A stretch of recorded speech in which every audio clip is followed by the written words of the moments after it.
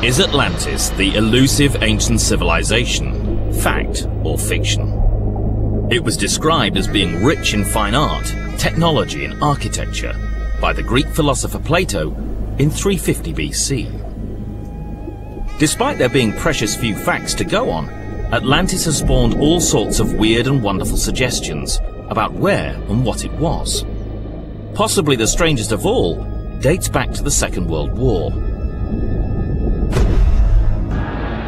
In the 1930s, the German High Command dispatched SS officers to search for proof of Atlantis. Some of Hitler's Nazi Party colleagues believed the fabulous civilization had really existed and that the German people were descended from it. If they could find Atlantis, they believed it would bolster their claims of being the master race. One country that the Germans desperately tried to conquer was the strategically important island of Malta. But despite a deluge of German bombs, Malta bravely held out against the would-be invaders.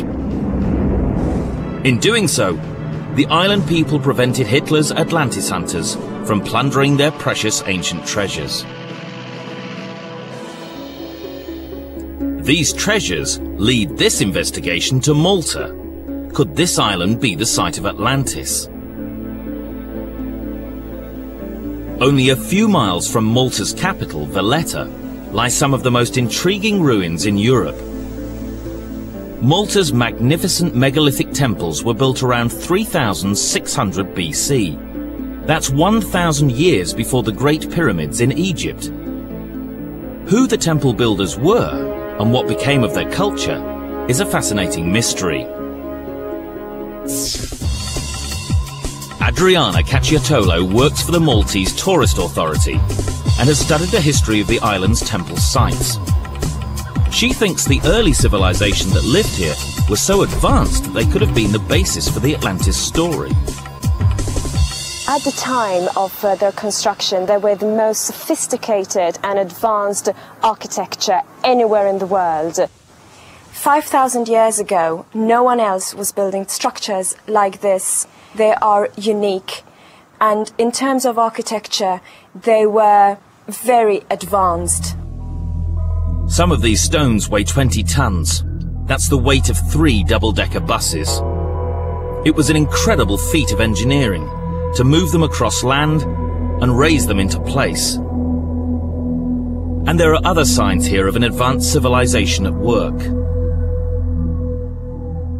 We have found very impressive examples of altarpieces with spirals carved in them. Also carvings of animals such as ram, pigs and sheep and fish. But do the temples have anything to do with Plato's Atlantis? Cacciatolo thinks they do. We also have evidence that there were animal sacrifices carried out in these temples. In one temple in particular, they found bull horns, incidentally also mentioned in Plato. But one animal Plato said lived in Atlantis appears to raise a problem for Malta's claim. The Greek philosopher wrote that Atlantis was home to a great number of elephants. But you won't find one on Malta today. However, in the past, everything was different, especially at the island's earliest archaeological site. This is the cave of Ar-Dalam, the cave of darkness. The lowest strata of the cave dates back to about 500,000 years ago. In this layer, archaeologists found fossils of animals that are not native to Malta, including dwarf elephants.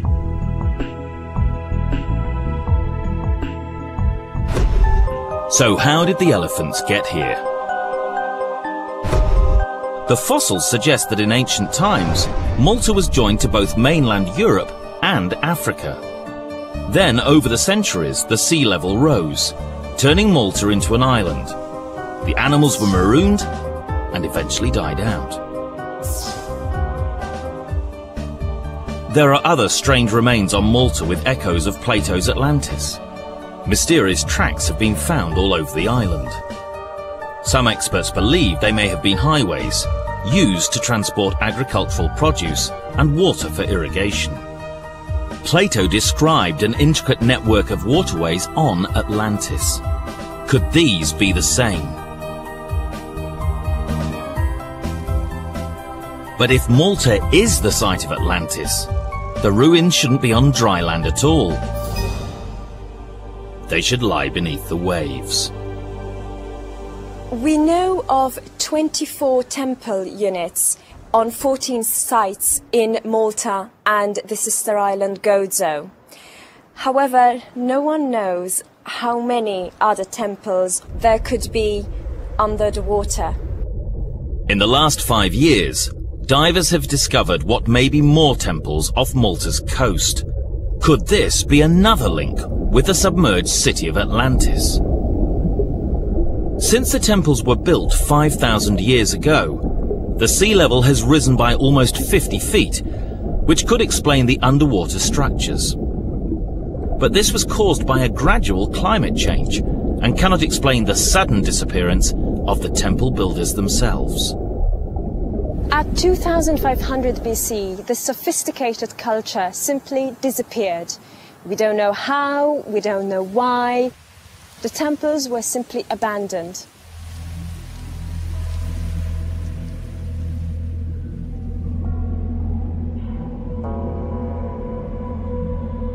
What could have caused this civilization to just disappear? Geologists have found evidence of a major flood on Malta at the end of the temple builders' era. At various ancient sites, mud deposits have been found, containing animal and human bones, and soil washed in from the fields. Some enthusiasts now suggest that the temple builders were wiped out by a tsunami. Tsunamis are usually triggered by earthquakes or volcanic eruptions. Earthquakes in the crust under the sea can generate giant waves capable of travelling thousands of miles to devastate any coastline they reach. If the people on Malta were destroyed by a tsunami, it would certainly match Plato's description of the floods that led to the end of Atlantis. So how does Malta shape up on the Atlantis checklist? There is evidence of bull worship. Elephants did exist here once, and the civilization may have been destroyed by a flood. However, the evidence for waterways is extremely weak. The rocks are shades of brown, not red, black and white. And the temples are only 5,000 years old. The experts remain unconvinced.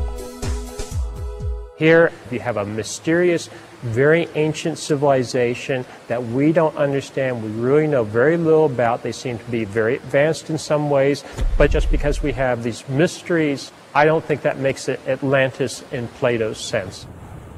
So, the first of the 4 locations gets ruled out. This hunt moves on from the Mediterranean and travels across the Atlantic.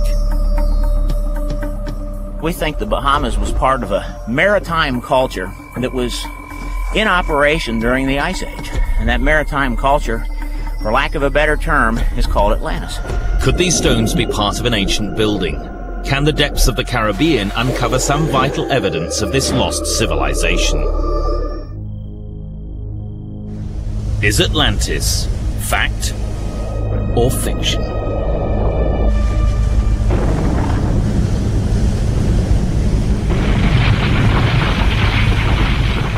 If Atlantis did exist, does it now rest on the ocean floor, as some believe?